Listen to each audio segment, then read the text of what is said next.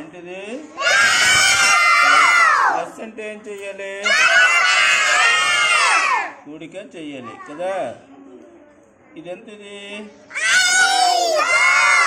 ఎంత? ఇదెంతది? 2 కదా. 5కి ఇప్పుడు 2 కలపాలి. ఓకేనా? ఇక్కడ ఎంత ఉంది? ఎన్ని వేయాలి? 1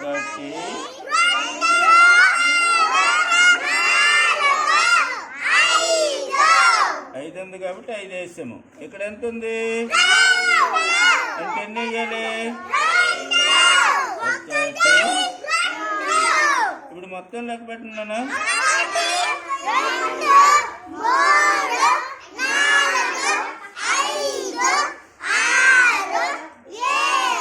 ఎంత వచ్చింది?